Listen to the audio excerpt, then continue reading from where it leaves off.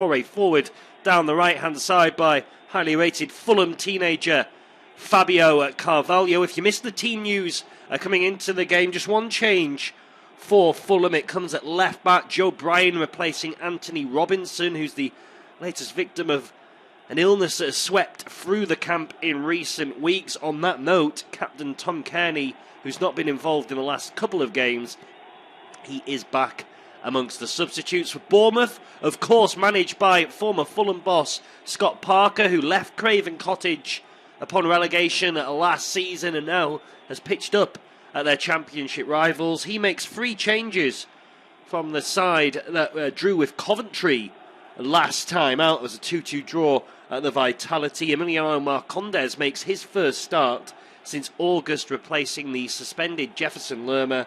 Gary Cahill and Adam Smith are back from injuries. Chris Mepham and Gavin Kilkenny, the players to drop out. So the game is a couple of minutes old. Bournemouth were enjoying a little period of possession, but it's just been turned over. Tim Ream has it for Fulham.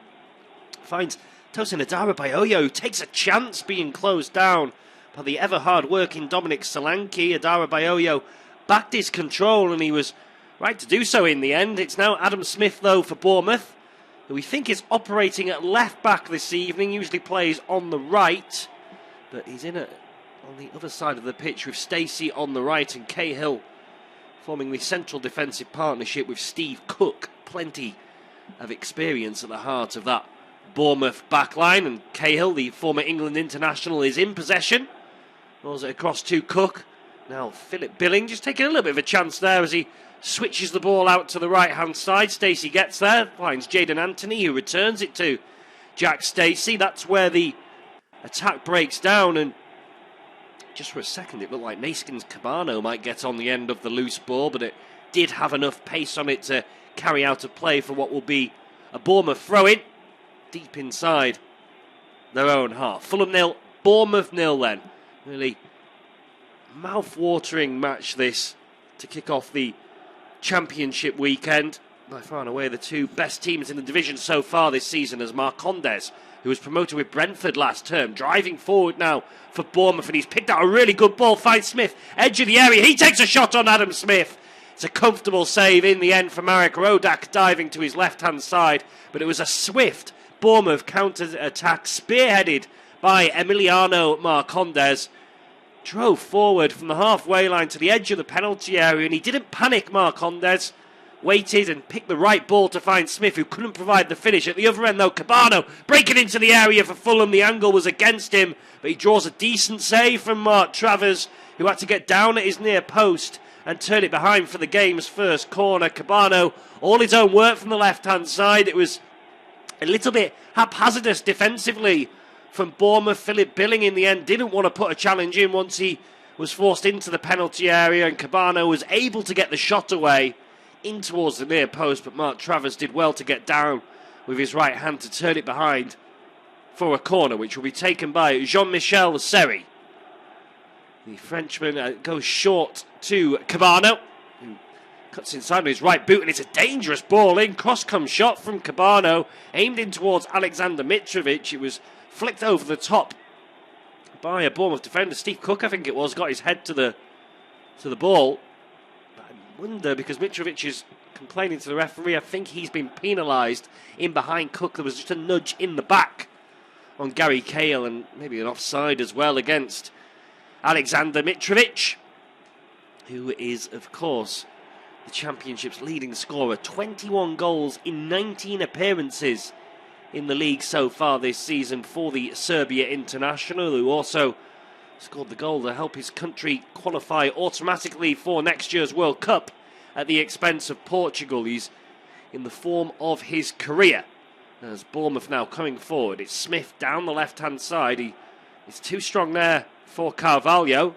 Tries to play it in behind, and it will break the way of Ryan Christie. Adoy didn't really do a decent defensive job initially. He then gets back in the Belgian and is able to divert it over the top for a corner, this time at the other end of the pitch for Bournemouth. Both sides looking to get on the front foot early doors in this game. It's been a really fast, frenetic start to the match as Cook and Cahill make their way forward from the back for this first corner of the game for Bournemouth. It'll be Marcondes to take it. As I mentioned when I was running through the team news, this is his first start in the league since the game against Hull back in August. He's featured as a substitute as he prepares to send an in-swinging right-footed delivery into the box. It's not a good one though, straight into the front post and easily headed away by Joe Bryan. One of the many Fulham players that will be familiar to Scott Parker. Bryan actually scored both goals as Parker's Fulham earned promotion to the Premier League via the playoffs a couple of years ago, beating Brentford in the playoff final. Funny how quickly things change with Fulham now back in the Championship and Brentford the following season having got promoted by virtue of beating Bournemouth in the playoff semi-finals and then going on to get the better of Swansea. As Bournemouth just camped inside Fulham's half, 7 minutes have just about been played. Fulham 0, Bournemouth 0. Christie again looking to get to the byline. He's helped out by Marcondes. His attempted cross is blocked behind by Adara Bayoyo. So it will be another Bournemouth corner on the near touchline as I look. The Cherries in their usual red and black stripes this evening, going from right to left in the first half. Fulham as well. The usual white shirts and socks with black shorts in between. As Cahill and Cook come forward from the back once again. Can the delivery from Marcondes be better than the first one he attempted? Former Brentford man standing over the ball, lifts it, and it is a deeper one towards the far post, but it's too deep this time from Marcondes. That's a couple of poor deliveries from him then. Hasn't got his range so far, but this has been a decent start to the match from both sides, it has to be said.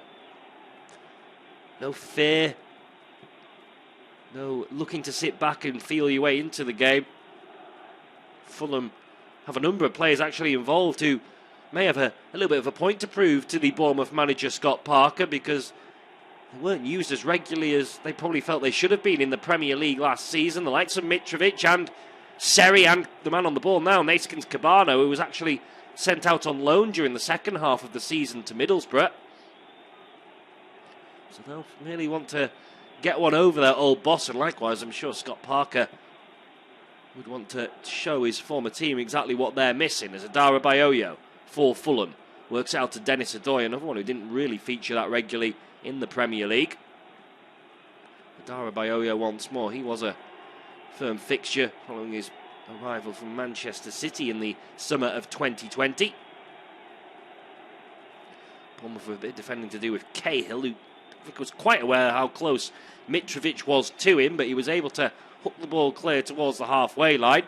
Fulham have it again though with Tim Ream, who squeezes it out to Adoy. In turn he goes back to Marek Rodak, the Slovakian international goalkeeper.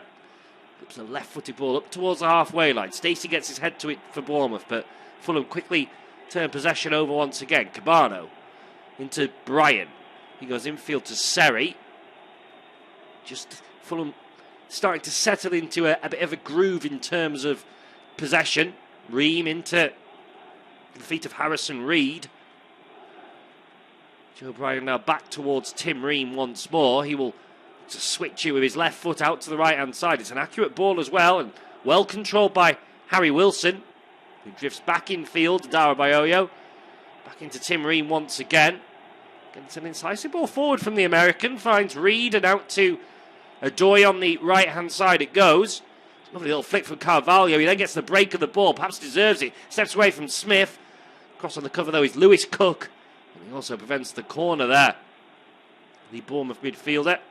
Fulham keeping the tempo high. Immediately getting the ball back onto the pitch. It's worked infield by Wilson, who gets it back off Tim Ream. Lovely touch that from Wilson. He's tried to angle the ball out towards Cabano. It's only half cut out by Stacey. Not the best defensive header from the Bournemouth fullback. And Cabano will cut inside and he'll strike towards goal. And he forces another save from Mark Travers. Second one he's had to make from Cabano in this match. And Naskins Cabano looks really up for this game. I mentioned players wanting to prove a point against their former manager. Maybe Cabano's the one in particular who wants to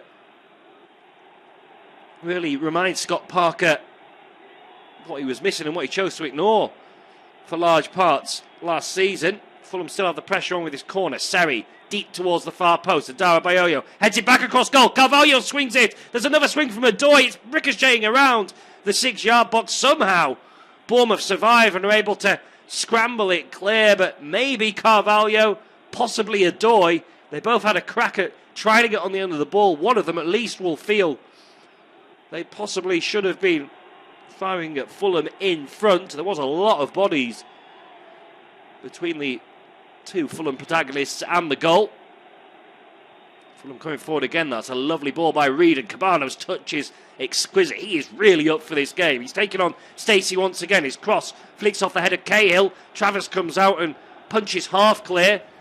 Lewis Cook can now bring it further away from the Bournemouth penalty area, but he's challenged superbly by Wilson. Seri now 30 yards from goal, thinks why not, but his shot always rising well over the top of the crossbar. 12 minutes on the clock. Fulham 0, Bournemouth 0, but the Cottagers just beginning to turn the screw on the Cherries. Just looking at the chance again for Carvalho from that corner. He flicks it towards goal. It does spin off the elbow of Gary Cahill. 1 or 2 suggestions or appeals from Fulham players for handball. I think that would have been very harsh. No VAR, of course, in the Championship. But yeah, certainly Carvalho didn't